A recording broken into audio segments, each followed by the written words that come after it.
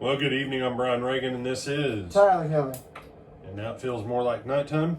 Ignore the sun coming through the window. Well, the sun don't go down till reasonably late still. It's true. We are in Hebrews 11:32 tonight for our Twilight Talk on Faith. Tyler, if you will read that entire passage. And what more shall I say? For the time would fail me to tell of Gideon and Barak and Samson and Jephthah, also of David and Samuel and the prophets.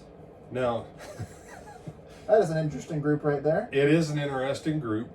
It is the judges, the final judge, the first prophet priest, and the first prophet king. All right there in one little verse.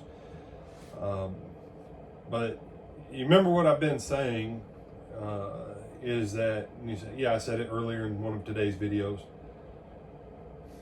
that most of this Old Testament, these guys didn't do miracles. They just did stuff by faith. And this is one of those things, when you understand how powerful faith is, even a little bit of faith looks amazingly miraculous. But when Jesus said, if you had faith like a mustard seed, you could say this and do this and be done. What was Jesus? People, I wish I had mustard seed faith. Jesus' point is, seriously? If you guys even had a tiny speck of faith, this is what would happen. Can you imagine what would happen if you had an entire barrel full like Jesus? And say, well, that's why Jesus did what he did. Yeah, that's kind of the point. Because as you look at these guys, and I find it interesting, Tyler, all David gets in the chapter of faith is his name. Rahab gets an entire section, an entire verse about herself. So does Joshua. Moses gets a chunk. Abraham gets a chunk. Sarah gets more than David does. And you say, well, that's because everybody. No. I think God's point was, if you haven't figured out by now with the list of names I've given you, more names ain't going to help. Tell me, what was Gideon's great miracle, Tyler? Miracle? No. He was a minor coward who had to be pushed along by God the whole way, who beat an army, 30 to 300 times the size of his? Yeah. And absolutely demolished them. We have the guy who hold on. Oh, okay. So why was Gideon of faith then? Because he still did it. Because God gave him this ridiculous plan. Mm-hmm. Get some jars, get some this, do this, cut your army down. And as this situation gets worse, and again, this goes back to what we said about the walls of Jericho. If you look at it from the standpoint of the flesh, this stuff is ridiculously dumb. Here's your army of 300, here's 10,000 sitting in the valley. Yeah. And you're going to beat them by breaking some pottery, making a few loud noises, and God's going to use that to send them all into terror and fear, and your little handful is going to lay to waste just a massive slaughter. That's why it was a faith, y'all.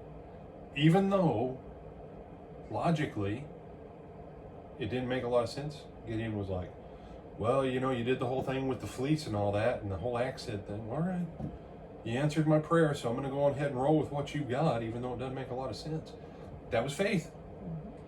And because he did what God said, and he didn't doubt that God was going to do what God said he would do, as long as Gideon did what Gideon was told to do, he got it. All right, Barak.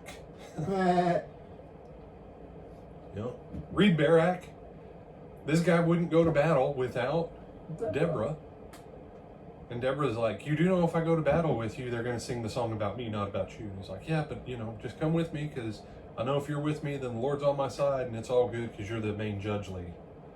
And you say, see, brother, they had women in charge back then. But do you want me to tell you the truth? When your top general won't go to war without the judge, who happens to be a girl, and that's the best man the country has to offer.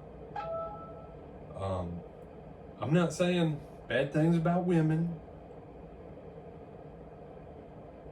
but when that was the best the entire country had to offer in a man at the time, of course he had to go to the women, because the men were weaker. The men were weaker than the weak women. You say, how was he a hero of faith then? He still went out and did what God said, even though he was kind of weak. Samson. Some people would argue and say Samson did some miracles. Tyler, what you think?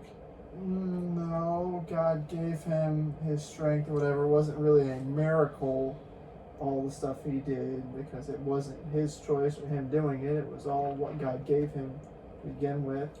God endowed him with a blessing, Mm-hmm. and he availed himself of the blessing. Mm-hmm. And say, he did miraculous feats of power. No. God gave him a blessing of great strength, and he used it. That's it. Jephthah. Jephthah is a different conversation for a different day. David. Surely it was time to quit when all those times of Saul hunting him down. Surely it was time to quit when all the chaos happened in his family. But he didn't. And Samuel, when the people said, we don't want you anymore, we want a king. And the Lord said to Samuel, and this is my observation of faith on Samuel. Because the scripture says that God never let a word of Samuel fall to the ground his entire life. But this is my point of faith on Samuel. That when God said to Samuel, they haven't rejected you, they've rejected me. Here's the words you're going to go out and speak, and here's how you're going to keep doing. Samuel said, yes, sir. The entire country turned on him. An entire country turned on him. And his own kids were bad. And God said, go back out there. Do what I told you, son. He said, yes, sir. And then he goes out. I don't know, man. To me, that's one of the cooler sections of the Old Testament. Samuel, you've sinned against God. You're bad. But don't worry. God has said, even though you're bad and you're horrible and you're sinners and you've rebelled, that if you'll get back on track following him, he won't destroy you or your children. And just so you know that we're not playing around here, I want a thunderstorm now. And the lightning and the thunder come down and cracking everywhere. And the whole country goes into terror. I wonder why. I wonder why. And then he goes, but I'm not going to sin against you all by not praying for you. So get back on track. And then he anoints Saul. He tries to train Saul. Saul won't be trained. And then he anoints David and helps coach David for a while before God retires him. Man. You say, well, surely thunder and lightning is a miracle. Well, calling it out of nowhere is certainly impressive. But you realize God never calls it a miracle. God says it's just what? Faith. Faith. The awesome power of faith.